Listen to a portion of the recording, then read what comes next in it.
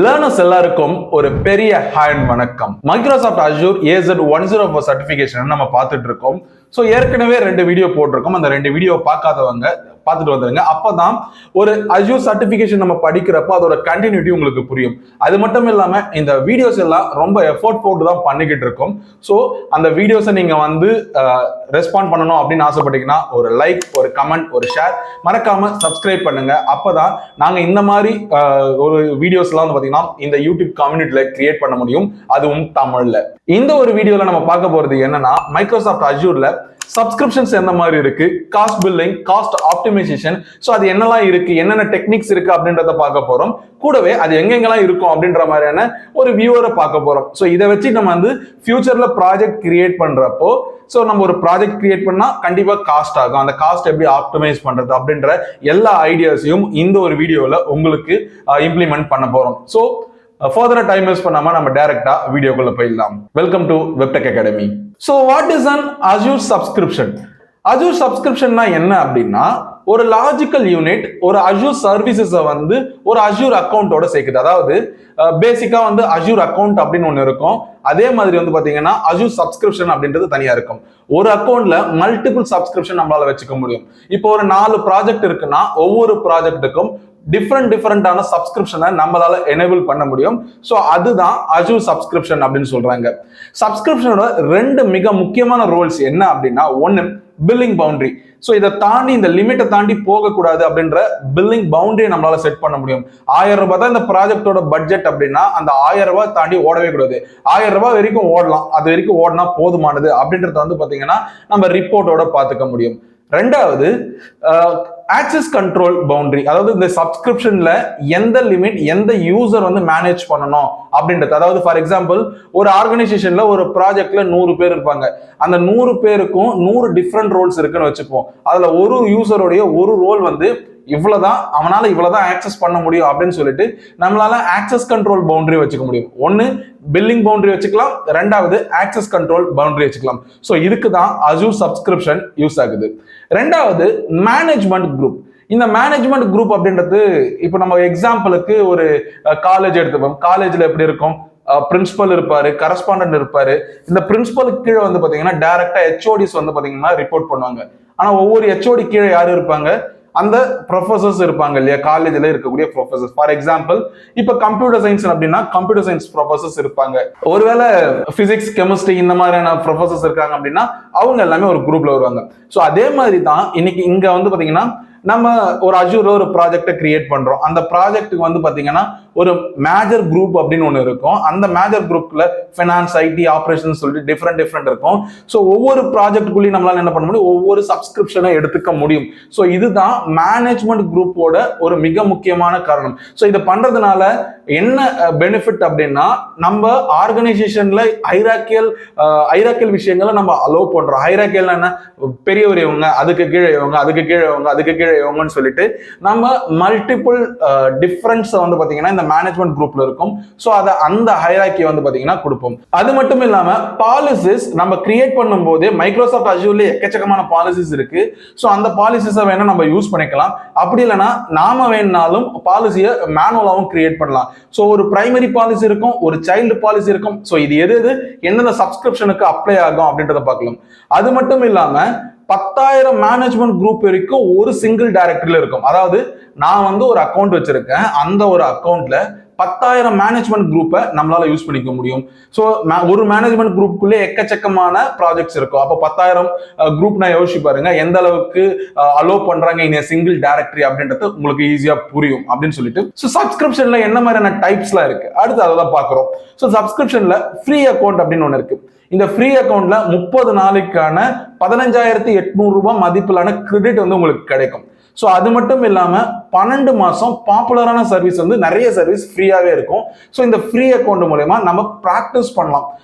இந்த free account use பண்ணி நம்மளால ப்ராஜெக்ட் பண்ண முடியுமான்னு பாத்தீங்கன்னா, ஒரு மேஜரான ப்ராஜெக்ட் பண்ண முடியுமானா பாசிபிள் கிடையாது. ஆனா நம்ம ப்ராக்டிஸ் பண்றதுக்கு, ஒரு குட்டி குட்டி ப்ராஜெக்ட் பார்க்கறதுக்கு, ஃபங்க்ஷன் ஆப்ஸ்னா என்ன, ஆப் சர்வீசஸ்னா என்ன, கியூபர்நெட்டிஸ் சர்வீசஸ்னா என்ன அப்படின்னு சொல்லிட்டு அந்த சர்வீஸை நம்ம டிப்ளாய் பண்ணி யூஸ் பண்றதுக்காக பாத்தீங்கன்னா ப்ராக்டிஸ் பண்ணிக்கலாம். Next pay as you go model. அதாவது ஒரு பேசிக்கான ஸ்டார்ட் அப்பா இருக்கீங்க அப்படின்னா உங்ககிட்ட வந்து பாத்தீங்கன்னா ஒரு பெரிய டேட்டா சென்டர்ல இன்வெஸ்ட் பண்றதுக்கு காசு இருக்காது, கரெக்டா? ஸோ அப்போ நம்ம என்ன பண்ணுவோம், அப்ரண்ட் காஸ்ட் இல்லாம நம்ம என்ன யூஸ் பண்ணுவோம், மந்த்லி பில், அதாவது வாடகைக்கு வீடு குடியிருந்து நம்ம வந்து பாத்தீங்கன்னா பே பண்ணுவோம் இல்லையா, அந்த மாதிரி நம்ம கொடுத்துட்டு போயிடலாம். அது மட்டும் இல்லாம இந்த பே as you go மாடல்ல மந்த்லி நம்மளால வந்து பாத்தீங்கன்னா எவ்வளவு யூஸ் கேஸ் இருக்கோ அந்த யூஸ் கேஸுக்கு ஏற்ற மாதிரி பே as you go இருக்க முடியும். ஸோ மூணாவது ஸ்டூடெண்ட் அண்ட் அகாடமிக் அப்படின்னு சொல்லிட்டு ஒரு ஆப்ஷன் இருக்கு. இது எதுக்காகனா லேர்னிங் பர்பஸ்க்காக தான். அதாவது நீங்க வந்து மைக்ரோசாஃப்ட் வந்து அலோவ் பண்ணிருக்கக்கூடிய காலேஜஸ், அதாவது உலகம் ஃபுல்லா நிறைய காலேஜஸ் வந்து பாத்தீங்கன்னா அலோவ் பண்ணிருக்காங்க. அந்த அலோவ் பண்ண காலேஜஸ்ல இருக்கக்கூடிய ஸ்டூடெண்ட் ஐடியை யூஸ் பண்ணி லேர்னிங் பர்பஸ்க்காக வாங்கிக்கலாம். நீங்க நார்மலா யூஸ் பண்ற ஃப்ரீ அக்கௌண்ட்டுக்கும் ஸ்டூடெண்ட் அகாடமிக்கு நிறைய வித்தியாசம் இருக்கு. அதாவது ஃப்ரீ அக்கௌண்ட்ல கிரெடிட் கார்டு ரெக்கார்ட், அது மட்டும் இல்லாம உங்களுக்கு 30 நாள் தான் ஃப்ரீ அக்கௌண்ட் கிடைக்கும், 30 நாள் தான் காசு இருக்கும். அதுக்கப்புறம் வந்து பாத்தீங்கன்னா அந்த எப்பயுமே ஃப்ரீயா கொடுத்துருக்க சர்வீசஸ் மட்டும் தான் ஹேண்டில் பண்ண முடியும். ஆனா ஸ்டூடெண்டோ இல்ல அகாடமிக் அந்த விஷயத்தை எடுத்தீங்க அப்படின்னா லேர்னிங் பர்பஸ்க்காக உங்ககிட்ட கிரெடிட் கார்டே வாங்க மாட்டான். அது மட்டும் இல்லாம த்ரூ அவுட் அந்த ஸ்டூடெண்ட், இப்போ ஃபார் எக்ஸாம்பிள் இப்போ 2026 இந்த டைம், இந்த 2026 இப்போ மே மாசத்துல இருக்கும். இந்த மேல இருந்து அதுக்கப்புறம் ஒரு 4 வருஷம் 2030 மே மந்த் வரைக்கும் படிக்கிறாங்கன்னு வச்சுப்போம். ஒருவேளை நீங்க இன்னைக்கு அக்கௌண்ட் கிரியேட் பண்றீங்கன்னா ஆட்டோமேட்டிக்காக உங்க ஐடி கார்டுல டேட் கொடுத்துருப்பாங்க இல்லையா, அது அன்னைக்கு வந்து பாத்தீங்கன்னா எலாப்ஸ் ஆயிடும்.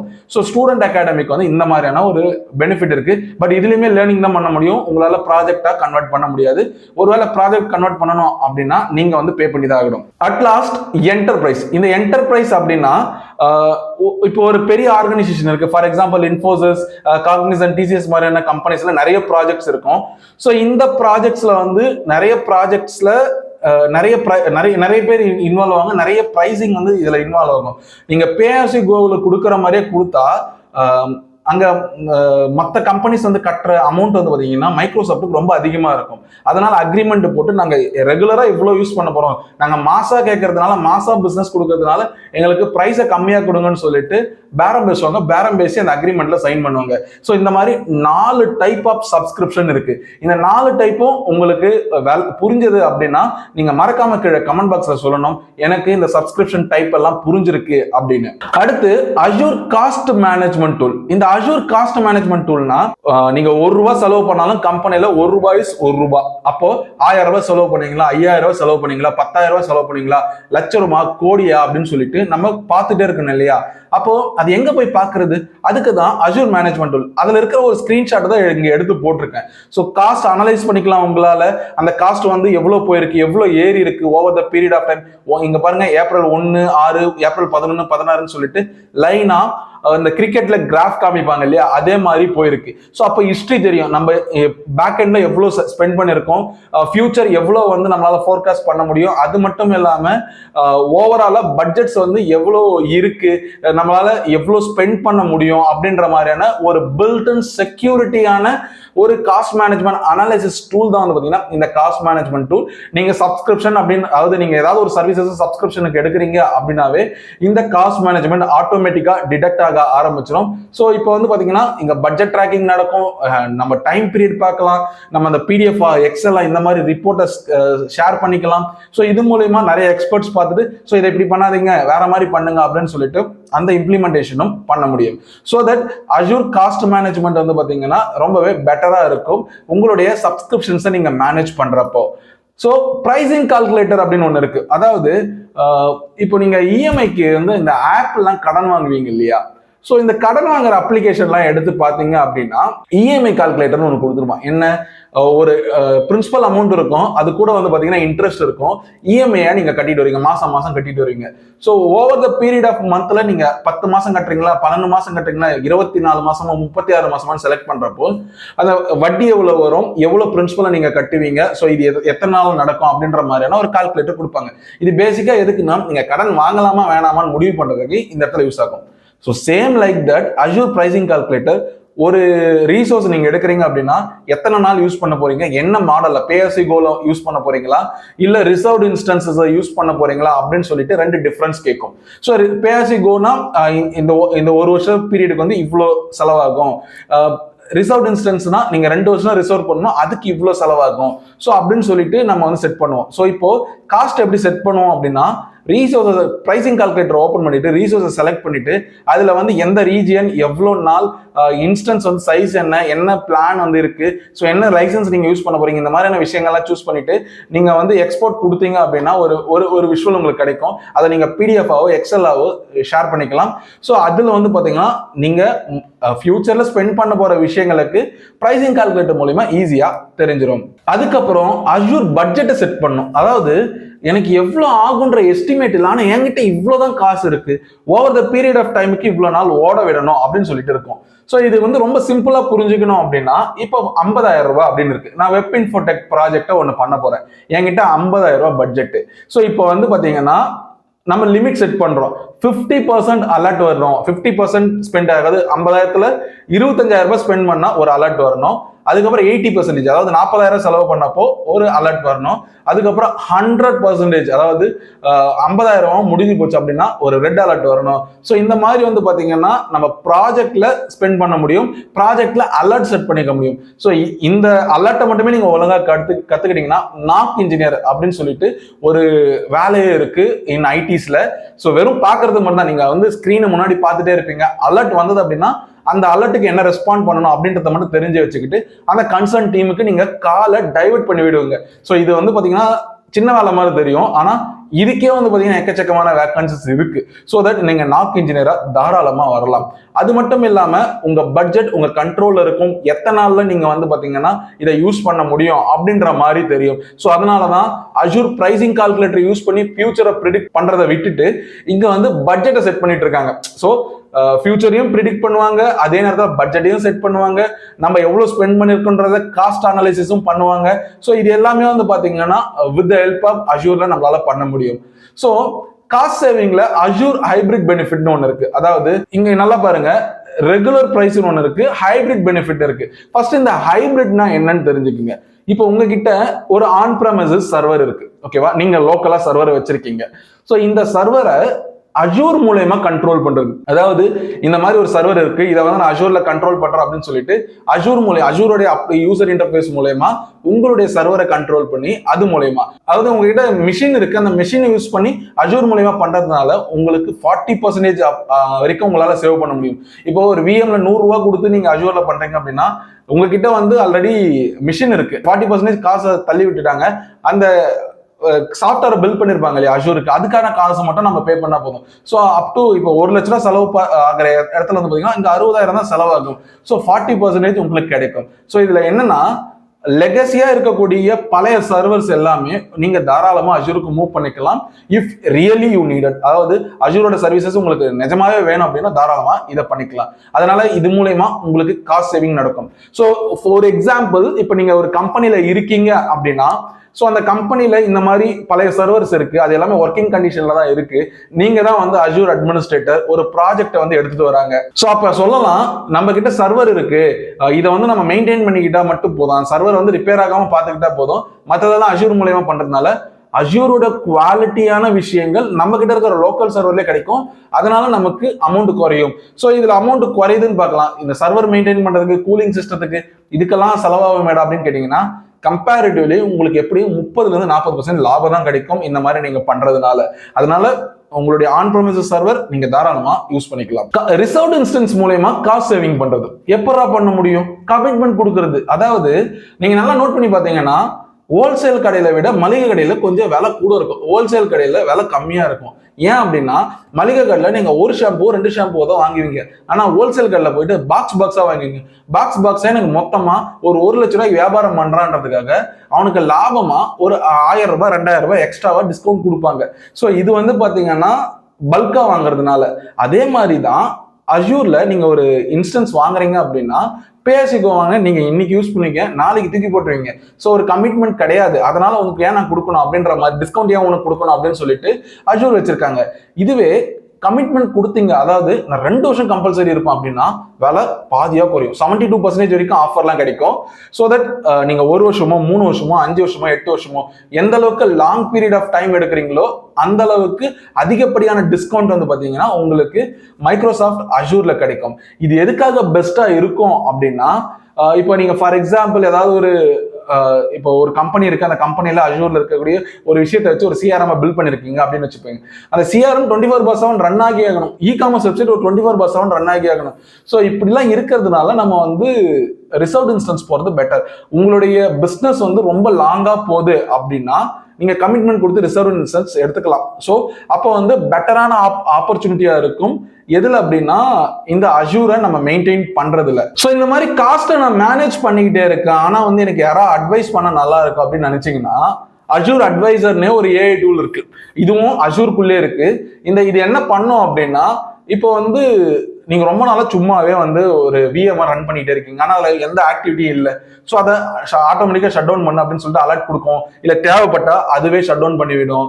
அதுக்கப்புறம் நீங்க பண்ண போற ப்ராஜெக்ட்டுக்கு ரைட் எஸ்கியூஎல் டேட்டா பேஸ் எது அப்படின்றத சொல்லும். இதெல்லாம் எக்ஸாம்பிள்ஸ்க்காக தான். அதாவது இப்போ வந்து ரிசர்வ் இன்ஸ்டன்ஸை பர்ச்சேஸ் பண்ண ஸ்டேபிள் சர்வர் எது அப்படின்னு கேட்டீங்கன்னா உங்களுக்கு சொல்லிக் கொடுக்கும். உங்களுக்கு வந்து ஒரு விஎம் வேணுமா சொல்லிக் கொடுக்கும், ஆப் சர்வீசஸ் வேணுமா சொல்லிக் கொடுக்கும். ஸோ இந்த மாதிரி எதை கேட்குறீங்களோ அதுக்கு வந்து, அதாவது இப்போ ஏஐ கிட்ட கொஸ்டின் கேட்ட ஆன்சர் பண்ணது இல்லையா, அதே வேலையை தாங்க இது பார்க்குது. ஸோ அதுல என்ன எக்ஸ்ட்ராவா இருக்குன்னா, அஜூர்ல இருக்கக்கூடிய விஷயங்களை வச்சு அந்த ஏஐ டூல் டெவலப் பண்ணிருப்பாங்க. ஸோ தட் உங்களுக்கு பெட்டரான அவுட்புட் கிடைக்கும், பெட்டரான அட்வைஸ் கிடைக்கும். அது மூலமா நம்ம என்ன பண்ணலாம், காஸ்ட்டை இன்னமும் சேவ் பண்ணிக்கலாம். கடைசியாக இந்த பில்லிங் ஸ்கோப்ல வந்து பாத்தீங்கன்னா ஒரு கம்பெனி மல்டிபிள் மேனேஜ்மெண்ட் பண்ணலாமா? எஸ், தாராளமா பண்ணலாம். இப்போ ஒரு கம்பெனி வந்து பாத்தீங்கன்னா கிளை கம்பெனிகளை வச்சிருக்கோம் இல்லையா, அதே மாதிரி தான் இப்போ வெப்டெக் அகாடமி இருக்கு. இப்போ ட்ரைனிங் சப்ஸ்கிரிப்ஷன், டெவலப்மெண்ட் சப்ஸ்கிரிப்ஷன் ரெண்டா வச்சிருக்கோம். ட்ரைனிங் சப்ஸ்கிரிப்ஷன்ல ட்ரைனிங் இன்வாய்ஸ் வருது. அதே அளவான விஷயங்களை நான் வந்து டெவலப்மெண்ட் சப்ஸ்கிரிப்ஷன்ல வச்சேன்னா எனக்கு இன்வாய்ஸ் காஸ்ட் அதிகமா இருக்கு. இதுக்கான காரணம் என்னன்னா, ட்ரைனிங்ல வந்து பாத்தீங்கன்னா நம்ம கிரியேட் பண்ணுவோம், அனலைஸ் பண்ணி காட்டுவோம், நம்ம டெலீட் பண்ணிடுவோம். டெவலப்மெண்ட்ல வந்து பாத்தீங்கன்னா டெவலப் பண்ணுவோம், அதை ஃபீட் பண்ணுவோம், அந்த டேட்டா அங்கேயே இருக்கும், 24/7 ரன் ஆகும். அதனால பில் வந்து டபுளா இருக்கிறது கரெக்ட் தான். ஸோ இப்போ வந்து ரெண்டு டிபார்ட்மெண்ட் நடக்குது. ஸோ இந்த ரெண்டு டிபார்ட்மெண்ட் நடக்கிறதுனால நமக்கு பில்லிங் செக்ஷன் ரெண்டா இருக்கிறதுனால நமக்கு வந்து பாத்தீங்கன்னா கிளியரான அவுட்புட் கிடைக்கும். அதாவது இதுக்கு எவ்வளவு பட்ஜெட் ஒதுக்கணும், டெவலப்மெண்ட்டுக்கு எவ்வளவு பட்ஜெட் ஒதுக்கணும்னு சொல்லிட்டு ஃபியூச்சர் ப்ரிடிக்ட் நம்மளால பண்ண முடியும். அக்யூரேட்டா காஸ்ட்டை வந்து ட்ராக் பண்ண முடியும். அது மட்டும் இல்லாம கிளியரான இன்வாய்சஸ் எடுத்துக்க முடியும். அண்ட் உங்க கம்பெனியோட பட்ஜெட்டை நீங்க ப்ராப்பரா பார்க்க முடியும். ஸோ இது எல்லாமே வந்து பாத்தீங்கன்னா அஜூர்க்குள்ள தான் இருக்கு. ஸோ அந்த அஜூர்க்குள்ள போயிட்டு நம்ம என்னென்ன இருக்கு அப்படின்றத பார்க்கலாம். ஃபர்ஸ்ட் இங்க நம்ம பார்க்க போறது காஸ்ட் மேனேஜ்மெண்ட். இப்போதைக்கு நான் இதுல உங்களுக்கு என்னென்னு மட்டும் தான் சொல்லி கொடுக்க போறேன். அதுக்கப்புறம் வந்து பாத்தீங்கன்னா இன் ஃபியூச்சர் வீடியோஸ்ல நான் ஒரு ப்ராஜெக்டை எடுக்கிறப்போ, அந்த ப்ராஜெக்டை நான் உள்ள இம்ப்ளிமெண்ட் பண்றப்போ என்ன ஆகும்னா, உங்களுக்கு கன்வீனியன்ட்டான பட்ஜெட்ஸ் வந்து உங்களுக்கு கண்ணுக்கு தெரியும். ஸோ அப்போ அந்த கன்வீனியன்ட்டான பட்ஜெட்ஸ் வந்து நம்ம என்ன பண்ணணும், இன் ஃபியூச்சர்ல பார்த்துக்கலாம். பேஸ்ட் ஆன் அந்த ப்ராஜெக்டை பண்றப்ப தான் நம்ம பண்ண முடியும். இப்போ உங்களை நான் வந்து பேசிக்ஸ்ல ஸ்டிக் பண்ணிட்டு இருக்கேன், அந்த பேசிக்ஸை வந்து உங்களுக்கு கரெக்டா இருக்கணும் அப்படின்னு. ஸோ அஜூர்க்குள்ள வந்த உடனே இதுதான் ஹோம் பேஜ். இதுல வந்து பாத்தீங்கன்னா காஸ்ட் மேனேஜ்மெண்ட் அப்படின்னு ஒன்று இருக்கும். இந்த காஸ்ட் மேனேஜ்மெண்ட்டை நீங்க இங்க சர்ச் பண்ணி கூட போய்க்கலாம். காஸ்ட் மேனேஜ்மெண்ட் அப்படின்னு சொல்லிட்டு சர்ச் பண்ணீங்கன்னா இங்க நிறைய ஆப்ஷன்ஸ் இருக்கும். ஸோ இந்த காஸ்ட் மேனேஜ்மெண்ட் ஒரு பக்கத்துலையும் காஸ்ட் அனாலிட்டிக்ஸ் ஒரு பக்கத்துலையும் நான் எடுத்துக்கிறேன். எப்படி எடுத்தாலும் அது எங்க போகுதுன்னா காஸ்ட் மேனேஜ்மெண்ட்குள்ள தான் போகுது. ஓகேவா? ஸோ இப்போ வந்து பாத்தீங்கன்னா நமக்கு காஸ்ட் மேனேஜ்மெண்ட் இங்க இருக்கு. ஸோ இப்போதைக்கு வந்து நான் எந்த ஸ்கோப்பும் எடுக்கல, அதனால வந்து பாத்தீங்கன்னா எம்டியாவே இருக்கும். ஸோ இதுக்குள்ள நம்மளால என்னென்ன பார்க்க முடியும் அப்படின்னு, நம்ம கிட்ட இருக்கக்கூடிய பில்லிங்ஸை பார்க்கணும் அப்படின்னா பில்லிங் ஸ்கோப் குள்ள போங்க. ஏற்கனவே இருக்கக்கூடிய பில்லிங் அக்கௌண்ட் அது எல்லாமே இங்க விசிபிளா இருக்கும். ஸோ இதை நம்ம எக்ஸ்போர்ட் பண்ணணும்னா பண்ணிக்கலாம். அண்ட் தென் எந்த அக்கௌண்ட்ல எதுக்காக என்ன டைப் ஆஃப் பில்லிங் அக்கௌண்ட், இப்போ வந்து பாத்தீங்கன்னா customer agreement, online services program அப்படின்னு சொல்லிட்டு நான் ரெண்டு எடுத்து வச்சிருக்கேன். ஸோ அக்கௌண்ட் இப்போதைக்கு அக்கௌண்ட் அட்மினிஸ்ட்ரேட்டர் மட்டும் அவைலபிளா இருக்கு. ஸோ எந்த அக்கௌண்ட் மூலமா நீங்க அவைலபிளா வச்சுக்கிறீங்க அப்படின்றத இந்த பில்லிங் ஸ்கோப்ல பார்க்கலாம். நெக்ஸ்ட் காஸ்ட் மேனேஜ்மெண்ட் அப்படின்ற ஒரு டூல்குள்ள போனீங்கன்னா இந்த இடத்துல வந்து இப்போதைக்கு நான் எதுவுமே பண்ணாததுனால எம்டியாவே இருக்கு. ஸோ இப்போதைக்கு நம்ம என்ன பண்ணலாம் அப்படின்னா, என்னென்ன பண்ண முடியும் அப்படின்றத சொல்லிடுறேன். இந்த செட்டப்ல வந்து பாத்தீங்கன்னா நம்ம ப்ராஜெக்ட் பண்றப்ப பாத்துக்கலாம். இப்போ வந்து கான்ஃபிகர் சப்ஸ்கிரிப்ஷன் இருக்கு இல்லையா, இப்போ சப்ஸ்கிரிப்ஷன் வந்து நம்ம என்ன மாதிரியான டைப்ல எடுக்க போறோம், எவ்வளவு பட்ஜெட், எவ்வளவு அலர்ட். இப்போ பட்ஜெட்டை நான் கிளிக் பண்றேன் அப்படின்னா, ஸோ ஒரு பட்ஜெட்டை நான் ஸ்கோப்பை சேஞ்ச் பண்ணிட்டு பட்ஜெட்டை சேஞ்ச் பண்ணணும். இப்போ வந்து ரூட் மேனேஜ்மெண்ட் குரூப் நம்ம கிட்ட இருக்கு. இப்போ ஆல்ரெடி நான் 3 ஸ்பான்சர்ஷிப் அக்கௌண்ட் வச்சிருக்கேன். ஓகேவா? இதுல ஒரு அக்கௌண்ட்டை சூஸ் பண்ணிட்டு நான் செலக்ட் பண்ணிட்டேன் அப்படின்னா இப்போ வந்து மைக்ரோசாஃப்ட் அஜூர் ஸ்பான்சர்ஷிப்ல வந்து பட்ஜெட்டை செட் பண்ண முடியும் வந்திருக்கு. ஆனா இங்க வந்து ஸ்டில் நாட் சப்போர்ட்டட் வருது. ஏன் அப்படின்னா மைக்ரோசாஃப்ட் அஜூருடைய ஸ்பான்சர்ஷிப் ப்ரோக்ராம்ல இருந்து ₹1 கூட பிடிக்க மாட்டாங்க. ஸோ அப்புறம் எப்படி காஸ்ட் அனாலிசிஸ்ல அது வரும்? ஓகேவா? இப்போ இதுக்கு நம்ம என்ன பண்ணணும்? இப்போ இந்த மாதிரியான ஒரு சினாரியோ வருது அப்படின்னா நம்ம என்ன பண்ணணும் அப்படின்னா, பேசிக்கா சப்ஸ்கிரிப்ஷன் அக்கௌண்ட்டை புதுசா கிரியேட் பண்ணணும். அப்போ go with the subscription account. ஒரு சப்ஸ்கிரிப்ஷன் அக்கௌண்ட்டை கிரியேட் பண்ணுங்க. அதுக்கப்புறம் நீங்க காஸ்ட் அனாலிசிஸ்ல போனீங்க அப்படின்னா அந்த ஒரு இடத்துக்கு வரும். இப்போ நம்ம வந்து காஸ்ட் மேனேஜ்மெண்ட்ல ஒரு சப்ஸ்கிரிப்ஷன் அக்கௌண்ட்டை கிரியேட் பண்ணணும் அப்படின்னா ஒன்றும் பண்ண தேவையில்லை. சப்ஸ்கிரிப்ஷன்ஸை சர்ச் பண்ணுங்க. இந்த இடத்துல சப்ஸ்கிரிப்ஷன்ஸ் இருக்கு. நம்ம புது சப்ஸ்கிரிப்ஷனை கிரியேட் பண்ணுவோம். சப்ஸ்கிரிப்ஷன் டெஸ்ட் அஷ்யூர் அப்படின்னு சொல்லிட்டு நான் கிரியேட் பண்ணிக்கிறேன். பில்லிங் அக்கௌண்ட் வந்து பார்த்தீங்கன்னா இதுல 3த்துல ஏதாவது பில்லிங் அக்கௌண்ட் மீன்ஸ் என்ன ப்ராஜெக்ட்டுக்காக நீங்க பண்றீங்க. ஸோ நான் ஒரு பில்லிங் அக்கௌண்ட் எடுத்துக்கிறேன். ஸோ இதுல இருக்கிற எந்த அக்கௌண்ட்டுமே எடுத்துக்கல. ஸோ தட் நம்ம சைன் அப் பண்ணிட்டா போதும். பில்லிங் அக்கௌண்ட்டை சைன் அப் பண்ணிட்டா போதும். ஸோ பேமெண்ட் கன்ஸ்ட்ரெயின்காக இந்த சைன் அப்பை இப்போதைக்கு நான் ஸ்டாப் பண்றேன். எதுக்காக அப்படின்னா இதை நான் பண்ணேன் அப்படின்னா அமௌண்ட் போகும். ஸோ அந்த அளவுக்கு பண்ற அளவுக்கு இப்போதைக்கு நம்ம கிட்ட பெரிய பட்ஜெட் இல்லை. ஸோ ஆனால் கண்டிப்பா வந்து நம்ம ஒரு ப்ராஜெக்ட்ல இந்த சப்ஸ்கிரிப்ஷனை எனேபிள் பண்ணுவோம். ஸோ இந்த இடத்துல அதை எனேபிள் பண்ணிட்டு ரிவ்யூ பிளஸ் கிரியேட் அப்படின்னு கொடுத்தீங்கன்னா ஒரு சப்ஸ்கிரிப்ஷன் கிரியேட் ஆயிடும். ஒன்ஸ் இந்த சப்ஸ்கிரிப்ஷன் கிரியேட் ஆனோடனே நம்ம என்ன பண்ணலாம் அப்படின்னா, நான் காஸ்ட் மேனேஜ்மெண்ட் இருக்கு இல்லையா, ஸோ இந்த இடத்துல நான் காஸ்ட் அனாலிசிஸ் பார்க்கறதுக்கு இந்த காஸ்ட் மேனேஜ்மெண்ட்டை நம்மளால ஒர்க் அவுட் பண்ணிக்க முடியும். ஸோ சப்ஸ்கிரிப்ஷன் நம்மளால கிரியேட் பண்ணிக்க முடியும். ஸோ நீங்க யூஸ் பண்ற அக்கௌண்ட்டுக்கான காஸ்ட்டை வந்து இங்க வந்து நம்மளால அனலைஸ் பண்ணிக்க முடியும். அதாவது இது வரைக்கும் எதுவும் இல்லை அப்படின்ற மாதிரி இருக்கு. ஸோ என்ன வியூ இருக்கு அப்படின்றத வந்து பாத்தீங்கன்னா இன் ஃபியூச்சர்ல பார்க்கலாம். ஸோ பேசிக்கா ஃபர்ஸ்ட் நம்ம ஸ்டிக் பண்ணுவோம். ஸோ இந்த மாதிரி வந்து நிறைய விஷயங்கள் இருக்கு. ஸோ இது மட்டும் இல்லாம நம்ம மானிட்டர் பண்ண முடியும். நாக் இன்ஜினியர் ஆகலாம்னு சொன்னேன் இல்லையா. ஸோ மானிட்டரிங்ல காஸ்ட் அலர்ட்ஸ்ல போனீங்கன்னா உங்களுக்கு நீங்க பட்ஜெட்டை செட் பண்ணிக்கலாம். இந்த இடத்துல அலர்ட் ரூல்ஸ்ல போயிட்டீங்க அப்படின்னா ஸோ என்ன பட்ஜெட் எவ்வளோ இது பண்ண முடியும் அப்படின்றத இங்க செட் பண்ணலாம். So everything we are going to set it, but not now. ஏன்னா வந்து இந்த சீரீஸ் வந்து பார்த்தீங்கன்னா ரொம்ப லென்த்தா பெருசா எடுத்துட்டு இருக்கோம். அதுக்காக வந்து வெறுமனே பேசிட்டு மட்டும் போயிடக்கூடாது இல்லையா. நம்ம வந்து தியரியும் பேசணும், ப்ராக்டிக்கலும் பேசணும், உங்களுக்கான குவிஸ் கொடுக்கணும், உங்களுக்கான ஒர்க் கொடுக்கணும் அப்படின்றதுக்காக வந்து பார்த்தீங்கன்னா எல்லாத்தையுமே கொஞ்சம் எஃபோர்ட் எடுத்து பண்ணிக்கிட்டு இருக்கோம். ஸோ இப்போ இந்த அலர்ட் ரூல்ஸை நம்ம செட் பண்ணிக்கலாம் இந்த இடத்துல. ஸோ அலர்ட் ரூல்ஸ், பட்ஜெட்ஸ், இந்த பட்ஜெட்ல நம்ம வந்து சொன்னோம் இல்லையா, 50,000 பட்ஜெட், 25,000 ஆனோன்னு சொல்லு, 40,000 ஆனோன்னு சொல்லு, 50,000 ஆனோன்னு சொல்லு அப்படின்ற செட் பண்ற இல்லையா. ஸோ அது எல்லாமே இந்த பட்ஜெட்குள்ள செட் பண்ணிக்கலாம். ஸோ இது எல்லாமே வந்து பாத்தீங்கன்னா பேசிக்கா இருக்குது. ஓகேவா, இதை நம்ம ஓவர் வியூவா பார்த்துட்டோம். நம்ம ப்ராஜெக்ட்குள்ள போறதுக்கு இன்னும் நம்ம நிறைய படிக்க வேண்டியது. இப்பதான் வந்து பாத்தீங்கன்னா நம்ம காஸ்ட் மேனேஜ்மெண்ட் வரைக்குமே வந்திருக்கும். ஓகேவா, இன்னும் வந்து பாத்தீங்கன்னா ஒவ்வொரு சர்வீசஸை பத்தி படிக்கணும். கம்ப்யூட்டர் சர்வீசஸ் நிறைய இருக்கு, அதுக்கப்புறம் ஏஐ சர்வீசஸ் இருக்கு, இந்த மாதிரி எக்கச்சக்கமான சர்வீசஸ் இருக்கு இல்லையா. இந்த சர்வீசஸ் எல்லாமே நம்ம ப்ராப்பரா மெயின்டைன் பண்ணி எப்படி ஒரு கம்ப்ளீட் ப்ராஜெக்ட் பண்றது அப்படின்றத வந்து பாத்தீங்கன்னா நம்ம வரக்கூடிய வாரங்கள்ல பார்க்கலாம். இந்த வீடியோ உங்களுக்கு பிடிச்சிருக்கும் அப்படின்னு சொல்லிட்டு நம்புறேன். இந்த வீடியோ உங்களுக்கு பிடிச்சிருந்தா மறக்காம லைக் அண்ட் கமெண்ட் பண்ணிடுங்க. உங்களுக்கு அஷூர்ல இந்த மாதிரியான ஒரு சினாரியோ இருக்கு, ஸோ இந்த சினாரியோ நீங்க வீடியோல எக்ஸ்பிளைன் பண்ணி போட்டீங்கன்னா நல்லா இருக்கும் அப்படின்னு சொன்னீங்கன்னா அதையுமே மறக்காம சொல்லுங்க. ஷூரா அதை வந்து நான் சீக்கிரமா வீடியோவா போட ட்ரை பண்றேன். அது மட்டும் இல்லாம இந்த வீடியோல எஃபோர்ட் போட்டு பண்ணிட்டு இருக்கிறதுனால மறக்காம சப்ஸ்கிரைப் பண்ணிடுங்க. உங்களுடைய ஒவ்வொரு சப்ஸ்கிரிப்ஷனும் எங்களுடைய அதிகப்படியான லேர்னிங் வீடியோஸை தமிழ்ல கொண்டு வந்துகிட்டே இருக்கும். இது வெப்டெக் அகாடமி.